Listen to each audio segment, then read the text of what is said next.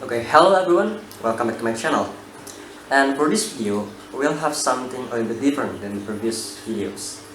Because if usually I will make a video and talk about certain topics like concept or thing or process, etc. In this video, I will give you an example about a certain type of speech, and that is a commemorative speech, or to be more specific, an eulogy speech. So, what is an eulogy speech? So basically, eulogy is an expression that is delivered through a speech to commemorate someone, especially someone who has passed away. It's like what I'm going to show you in this video. I'm going to deliver about an eulogy speech about my grandfather who has passed away 3 years ago. So the situation is, I will deliver a speech in a mass, a funeral mass, and there will be the audience of the mass and the priest and my family and the person who is dearest to my grandfather. So, without further ado, let's get started. First of all, I would like to thank all of you, the distinguished guests who has attended this funeral mass of our beloved father, Mr. Samukto.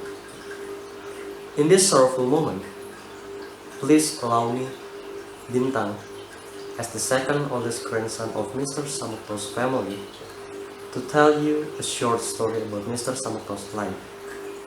It is as our gratitude to all of your love and prayers to Mr. Samukto, and as the commemoration of his life. So, since I'm the grandson of Mr. Samukto, I don't actually experience his life throughout my life. But every time I visited his house, he always greets me with a bunch of stories of his life. Just like what my mom always did before I go to bed when I was young. She told me everything about Mr. Samukto's life. And I believe all of us that pray here know that Mr. Samukto was not a wealthy man. He was not a wealthy man ever since he was young until the moment of his death. He was born in a small village in central Java, and there he spent most of his young age and all of his education time. But due to the limitation of access in that era, he couldn't afford to get any better education than what he got. But the thing that might change his life, and also which has been a legacy in our family, is his habit of reading. Well, he likes reading, I know it, because last night when I checked his room, I still found plenty of books inside his room. And I can tell because my mom likes to read, my aunt and uncle like to read, even me, I like to read. And that's the legacy that has been passed through generations from Mr. Samukto. And I think this habit of reading opens his mind to see what is beyond his environment in that village. And from reading, it encourages him to step outside of his comfort zone, to move from that village to big city Jakarta, which he may not know anything about Jakarta at that time, but he was brave enough to move there and starts a new living. And in Jakarta, he met a woman who had the same vision like him, and that is Mrs. Samukto. And then they got married and gifted with 5 children. And I am glad, as his grandson, I am glad about his decision to move to big city, because now, as we all can see, he can actually make a living, and all of his son and daughter has become a successful people. a successful person.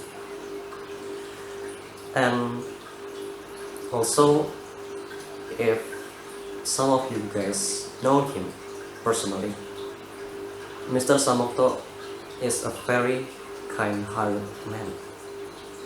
We can tell because he always gives something to people that's in need. For example, the homeless, small workers, and everyone who didn't get his right of living.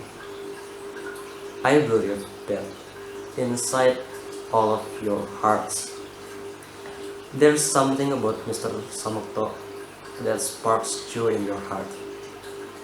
Because he actually cared to all of us.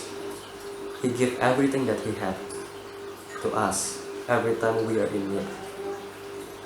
And that's what makes Mr. Samokto as a figure of heroes in my life. And ladies and gentlemen, today we have just lost a father, a grandfather, a friend, a hero that is dearest in our heart. So let us pray to our great Father in heaven. We hope may he accept Mr. Samokto's life and everything that he has done on earth in his lifetime inside his heaven. So once again, thank you very much for all of your love and prayers to Mr. Samokto. Thank you. So that was it, the example of an eulogy speech. So I hope you can learn something from my example and can practice making an eulogy speech or other type of commemorative speech. So as usual, thank you very much for watching, and I'll see you in another video. Goodbye.